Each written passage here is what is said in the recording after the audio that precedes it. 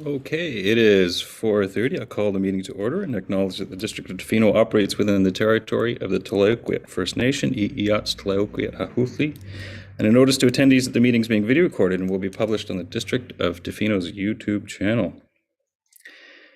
And if there is no objection to approving the, I'm going to actually read out the, I'm going to read this one out here. We recommend that pursuant to Section 15 of the District of Tofino Meeting Procedure Bylaw number 1229/2016 as amended, the March 22nd, 2022 regular meeting be held electronically via Zoom and live broadcasted on the District of Tofino's YouTube channel, and that the facility provided for the public to watch and hear the meeting be located at Municipal Hall 161 3rd Street in Tofino, BC. Seconder, Councillor Thick, and all in favor? Motion is carried. And if there's no objection to adopting the agenda as presented, I'll move adoption. Seeing no objection, the agenda is adopted. And the consent agenda. I just want to make sure, I noticed we had one councillor with a question about the consent agenda privately. If there is no objection to adopting the consent agenda as presented,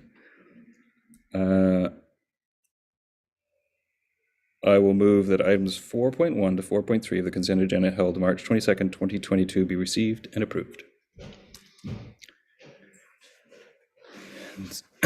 Seconded by Councillor Thick. Any further comment? All in favor? None opposed. Motion's carried. Public comment on agenda items. Ms. Best. I'm looking to you. Thank you, Mayor Law. We do have one request from the member of the public. So Ms. Eileen Floody, I'm going to unmute you, and if you can please state your name, your address, and the item on the agenda you're speaking to. I think she's already indicated it's item 9.1. So Ms. Floody, I'm just going to allow you to speak. And you have up to 2 minutes. Okay, thanks very much. I just wanted to say I hope people didn't take my letter about the tree to feel that they were being heavily criticized. That's number one. Number two, I think I believe the tree is on the saved list for now, and hoping that it can remain so and perhaps be supported if there is an issue with it perhaps coming down by itself, and that I'm really looking forward to seeing a draft tree and urban forest bylaw, which I understand is in the works. And finally, that as far as affordable housing, it's an issue just about everywhere, it seems. And I think there's other things that can be done. And now I've forgotten the name of the Biarritz, I believe it is in Basque Country. Like they just passed a bylaw recently where, they've just about banned vacation rentals because they were running into the same issue where locals in a heavily touristed area, again, on the other side of the pond, didn't have any place to live. So, it's being tackled everywhere, and it'd be great to see some more creative things. I just wish that the housing authority had bought that property that Woodsmere owns. Anyway, that's my scoop. Thanks. Thanks, Ms. Floody. We always enjoy getting letters from the public, so thank you. Anybody else on the list for public comment on agenda items? Ms. Best? Thank you, Mayor Law. Robert Vicentin has used the raised hand function, so I'm not sure if he's intended to speak to the comment period. So I'm just going to allow him to speak here. And as we normally do, please state your name, your address, and which item on the agenda you are speaking to, and you have up to 2 minutes to speak. Mr. Vicentin, you should be able to speak now. Thank you. My name is Robert Vicentin. I reside at the Shore Building, 368 Main Street, Unit 205. I dropped off a letter related. Excuse me, Mr. Vicentin, which item are you speaking to? I was just getting to that. My comments are about section 11.3, the zoning amendment bylaw 1296. Mr. Vizentin, the public comment option for discussing that or bringing any public comments to council is over on that one. So the district council cannot take public comment on this item. Well, can you confirm that you received my letter? This is for comments. This is for public comment. This is not for public questions. But if you'd like to sign up for the public question period at the end, you can ask council questions at that time. Go ahead, Ms. Best. Thank you, Mayor Law. Through the Mayor, I just would like to address this item. From corporate services perspective, matters that have been moved through the rezoning process through the public hearing or a notice of waiver of public hearing, when we receive correspondence in corporate services about matters pertaining to these, we do not forward them to Mayor and Council because that will upset the process of public hearings and the rezoning. So I can confirm that this letter has not been forwarded to Mayor and Council, and I just wanted to state that. Oh, thank you, Ms. Best. At least. So, Mr. Vizentin, if you do have a comment on anything else in the agenda, then you do have the time to do that. But unfortunately, we cannot take public comment on 11.3 at this meeting.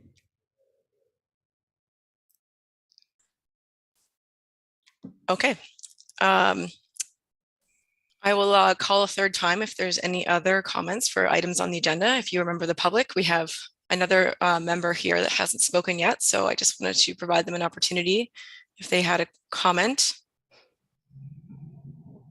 And I'm seeing none, so I'm satisfied we've gone through the speaker list. Thank you, Mayor Law. Okay, and moving on to Mayor's report. And I think last time, last regular council meeting, I had a Mayor's report. We had a moment of silence for Ukraine. And here we are weeks later, and the devastation and destruction is still going on. And I just want to mention it because every time I read the news and I look at what's going on there, it reminds me of the importance of good government, and that council's job is to look after the well-being, the health, and the security of residents. And when I look around the Zoom room here, I'm just delighted and happy that that's what we have here, and I wish it for the rest of the world. Other than that, I have been continuing to sit on the dispersed camping working group, and met this week, or last week, sorry. And it continues to be a great conversation, and looking forward to ways to help improve some of the issues that we've all know that are going on in the backcountry, and encourage all residents to take care of the backcountry, be environmentally responsible, and follow all the rules and regulations in BC for all of us to continue to enjoy access to the backcountry. Delegations. I see no delegations. Correspondence. 9.1, Eileen Floody regarding DL 114, and I really appreciate Ms. Floody speaking to this, and I think her speaking to this has probably answered some questions. So if I'm looking to council, if we can move to the next letter. Yes. Correspondence regarding off-leash dogs.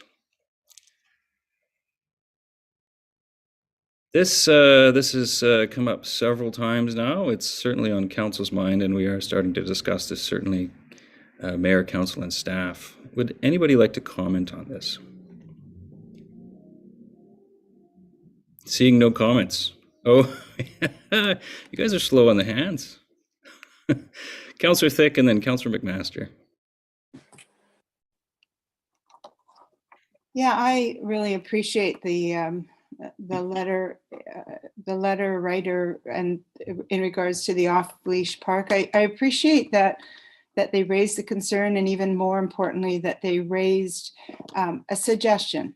It may not be the right suggestion, it may be the right suggestion, but just the fact that they ended the letter on a positive note, I felt that was really great. And I appreciated the other letter writer who mentioned that the off-leash dogs, as a dog owner, they said that they felt very vulnerable walking on the beach with a leash dog. And I just want to confirm that I felt the same way the other day. So I think that these letters point to the fact that we seem to have some issues here in Tofino that we need to resolve.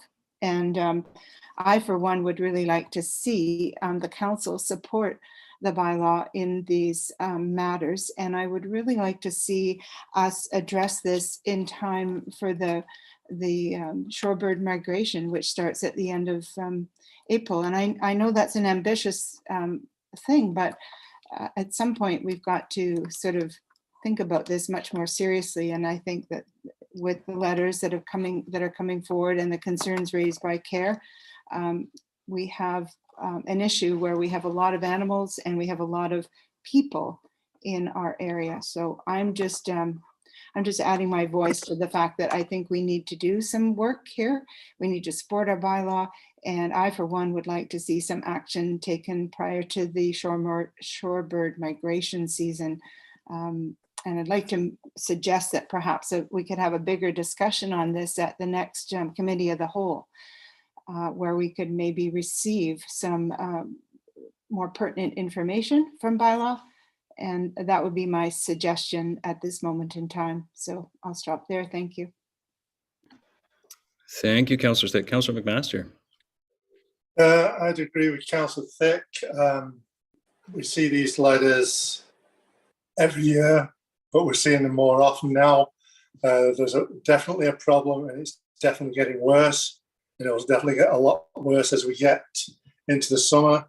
We know where we've had issues where people have been bitten by dogs in the past. So I anticipate a few more legal cases to be flying around soon. I listened to bylaw at the last meeting, and when I'd mentioned about Qualicum and Parksville, they said, oh, well, they provide an alternative with an off-leash dog park. So I checked with both councils there, and they had regulations on the beach controlling dogs many, many years before they even had an off-leash dog park. So I would say we have a problem that's getting worse all the time, and I don't like to hear that we can't do anything about it. I would say we're choosing not to do anything about it, and we need to do something about it before we have a serious accident. Thank you. Thank you, Councillor McMaster.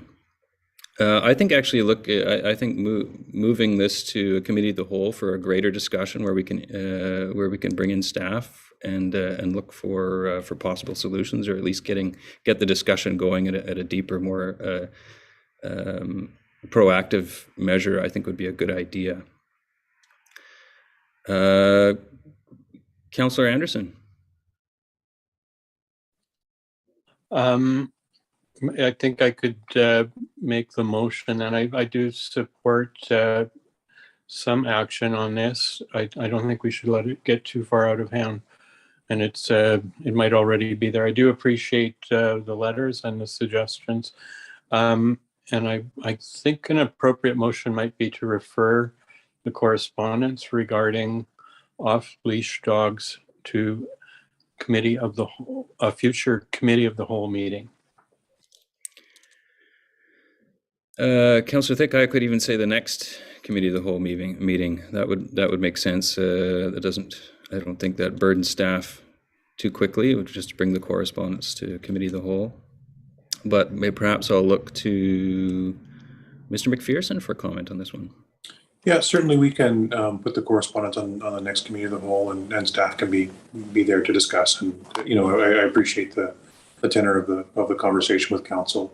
A little bit in defense of our bylaw department. This is a time of year when we have one bylaw officer on, and we've got some casual help as well. So with miles and miles of beaches, I think council understands that we can't have bylaw everywhere all at once. But let's talk about what the endpoint is that council wants to see, and then our responsibility as staff is to tell you what resources are required to get there.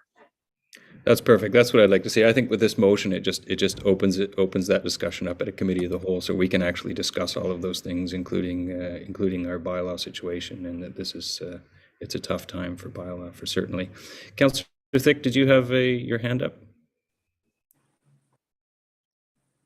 Just to second the motion, but that Councillor Anderson spoke, and also just to say, yes, I would really appreciate if it's possible to bring it forward. I think there's one the first week of April, a COW meeting. So would that be a date we could look towards?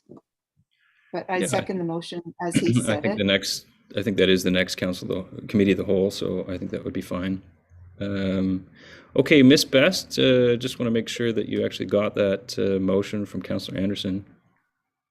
Okay, and seconded by Councillor Thick. Any further comment from council? All in favor? None opposed, motion is carried. Presentations and reports. We have tender award, multi-use path upgrades. Thank you. I have a very quick presentation if Mayor and Council are ready for that.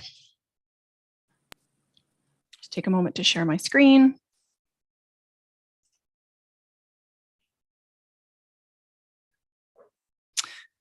There, is everyone looking at the blue tender award title page? Yes. So this is today recommending the award of a project, multi-use path upgrades from Olsen Road to Gibson Street.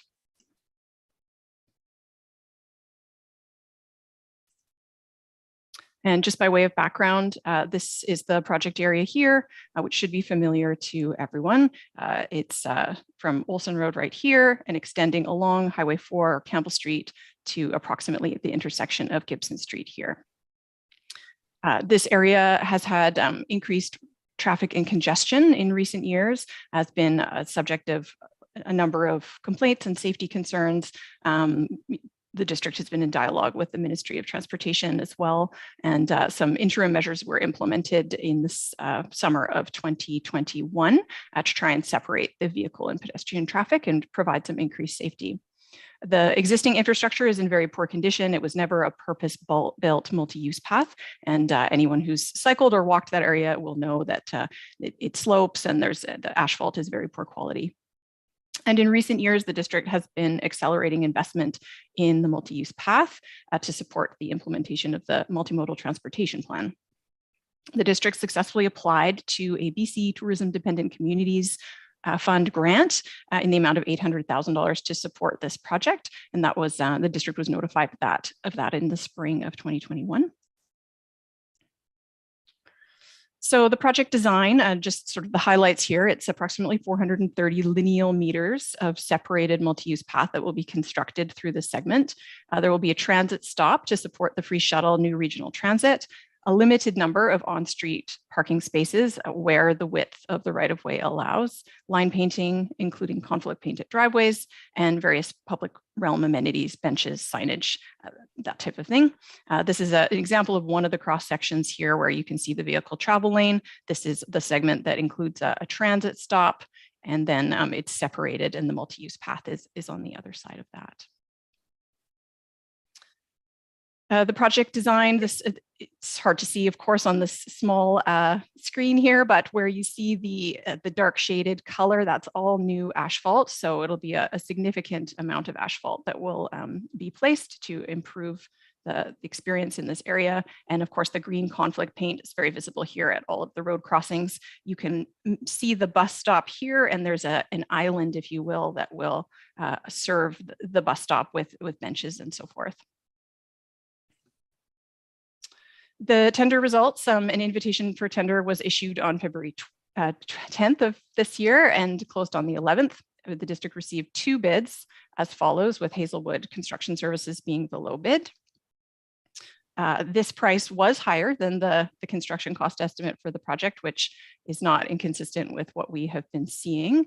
The construction industry is experiencing quite a bit of inflationary pressures around raw materials, logistics, and project pricing is becoming increasingly hard to predict.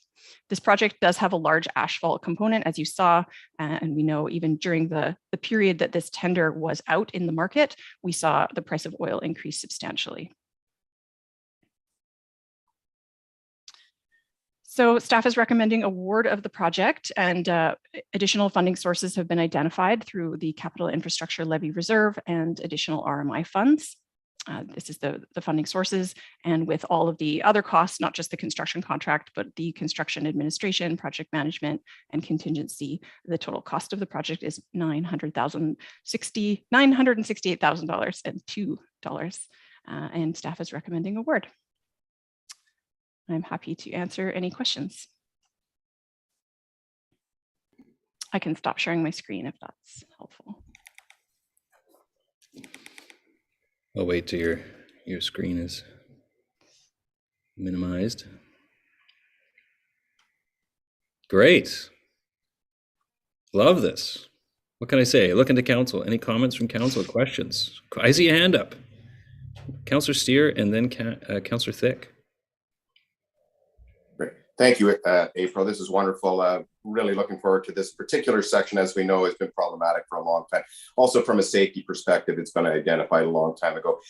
So this is wonderful news. I was just curious on the original construction cost estimate. Do you have that?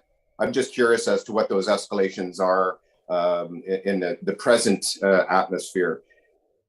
Yeah, if you bear with me here, I will open the document. I believe I had it in my notes, actually. If I can get back to my PowerPoint. So the original cost estimate for construction was $656,000 with a 10% contingency, so $722,000. That's just construction. Then another 10% for engineering, and then some of our internal project management costs are covered as well, and that's $37,500.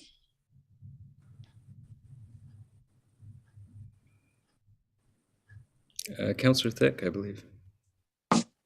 Yeah, thank you very much, Ms. Vermont, for that report. And I, for one, would never want to stand in the way of a further MUP improvement. But I did have a couple of questions in regards to the cost, as Councillor Stere was also asking.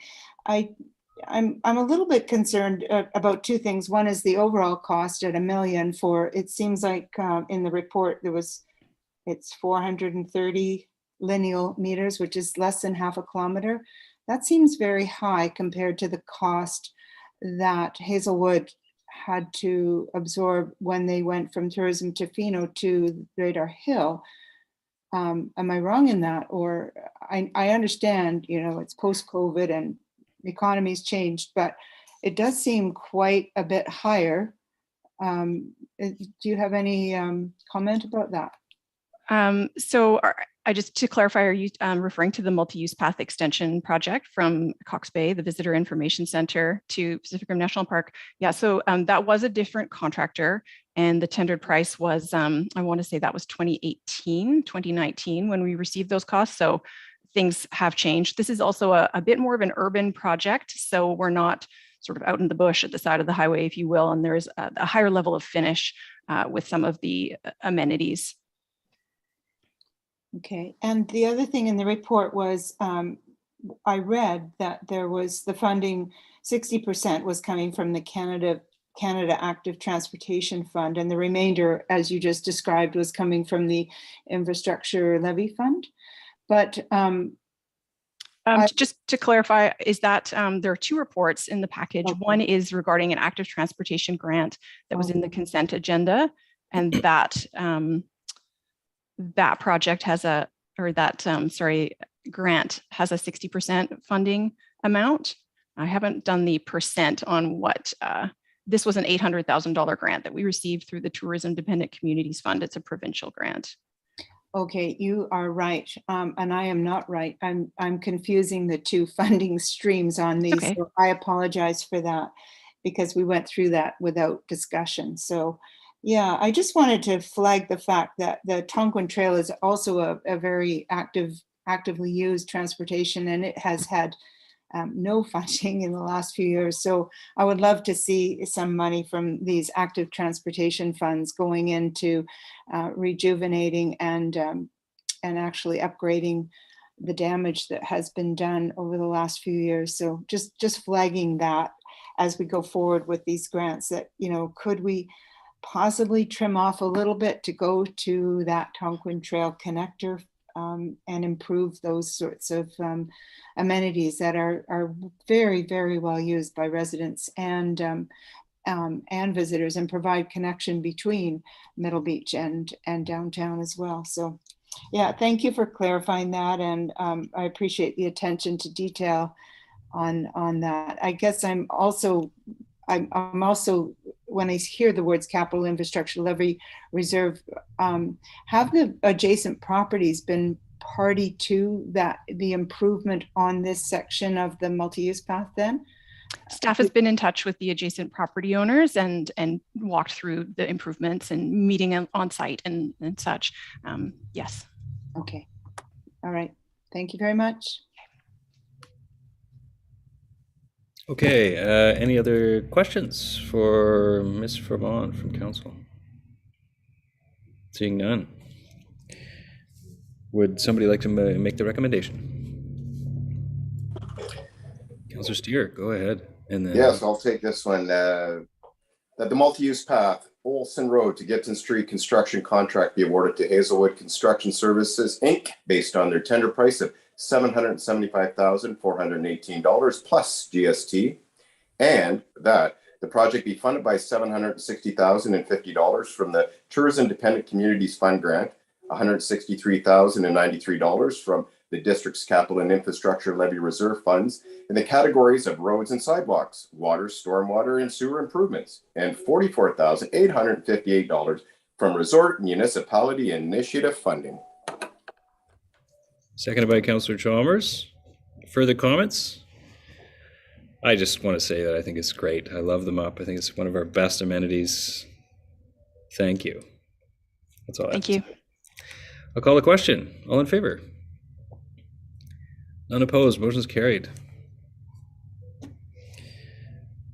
We have several bylaws for adoption, and we can go through these. Now, a note to anybody with the agenda looking on that these pretty pared down agenda. These are now for adoption, so these have come up 4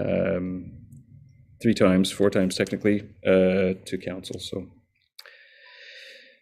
11.1 significant tree bylaw number 856, etc. Would somebody like to read that motion?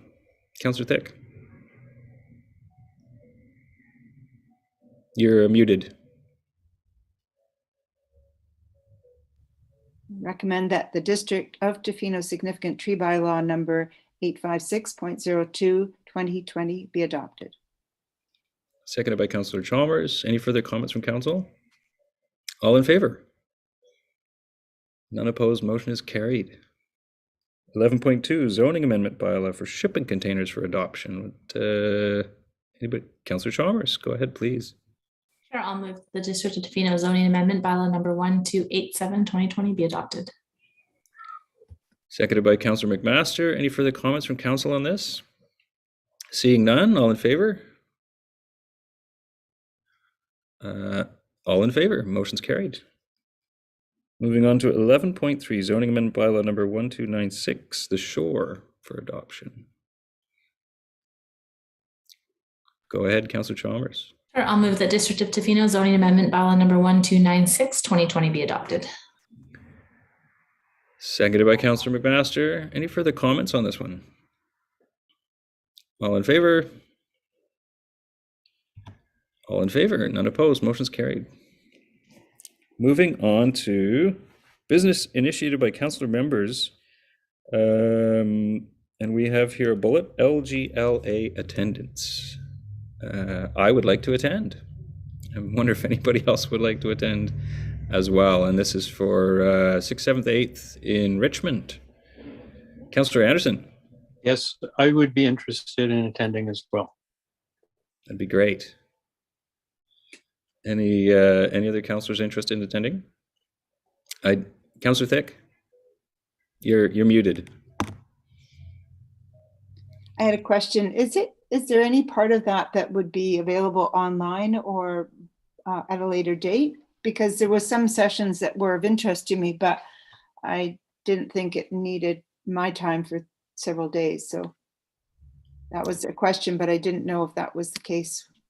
That is a good question. I looked through it and I did not see an online component, Right. but I don't have that information. Councillor Stere.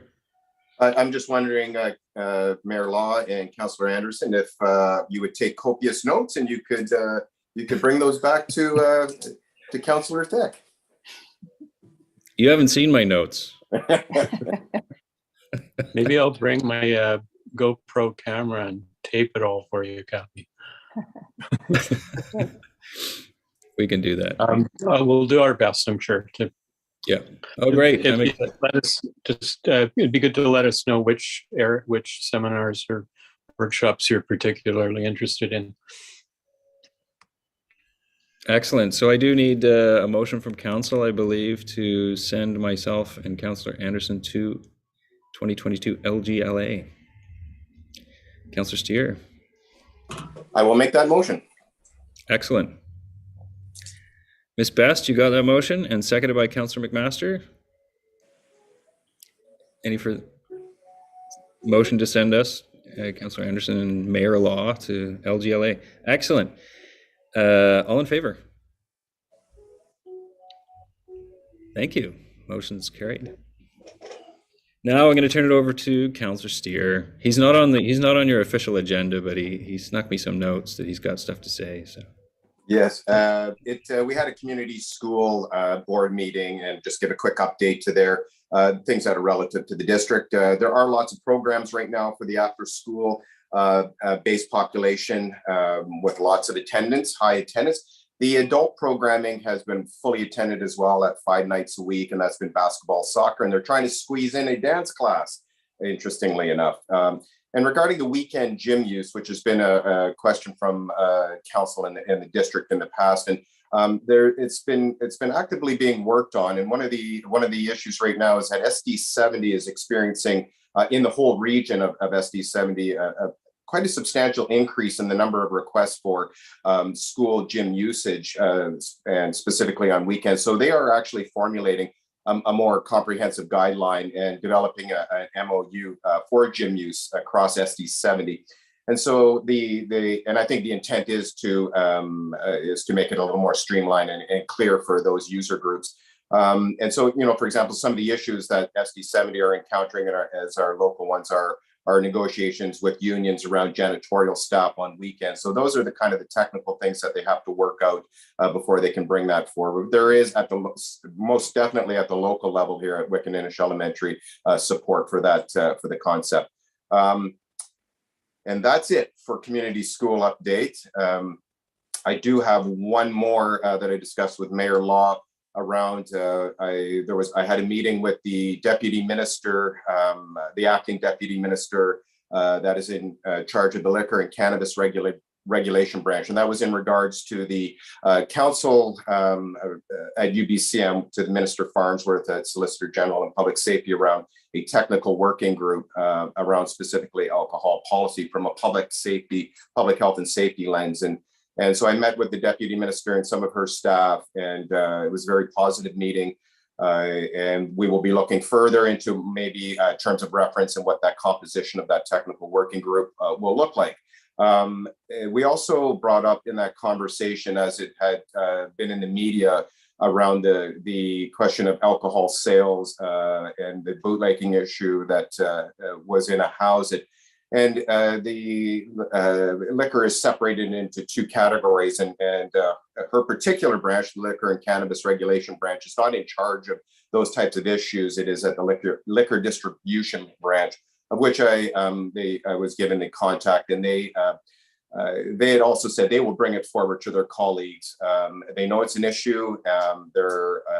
She didn't have a lot of technical information to provide, other than to say that there is definitely some let's say, legislative difficulties in that area, but she was going to confer with her colleague, and I will be, I have a conversation pending with Erin at the liquor distribution branch. So that is the quick update. That meeting was on March 15th, and we look forward to further conversations with the liquor and cannabis regulation branch. Super. Thank you, Councillor Stere. Thanks for all your work on that. And it's great to hear community school is looking at weekend gym use like we used to do back in the day. Great. Anything else from council members? Nothing. Okay, then we were on to question period. Ms. Best, do we have anybody signed up for question period? Thank you, Mayor Law. There have been no requests, but I will call from the public. If you're in the member of the audience right now, we do have a Q&A function at the bottom of the screen. So please click the Q&A and you may ask a question about an item on the agenda, and you have up to 2 minutes to ask. So I'm just going to call once and seeing none, calling twice and calling a third time. And there have been no submissions for question period. Okay, thank you, Ms. Best. Well, then we can move into the closed session, and I can just make that recommendation. We recommend that the meeting be closed to the public pursuant to sections 91 of the 90 parentheses 1 of the community charter to discuss matters related to A, personal information about an individual who holds or is being considered for a position as an officer, employee, or agent. C, labor relations or other employee relations. K, negotiations and related discussions respecting the proposed provision of a municipal service that are at their preliminary stages and that, in the view of council, could reasonably be expected to harm the interests of the municipality if they were held in public. I have a seconder on that one. Councillor Chalmers, thank you. All in favor? All are in favor. Motion's carried. And I'll just give you some time there, Ms. Best, to move us into the closed session.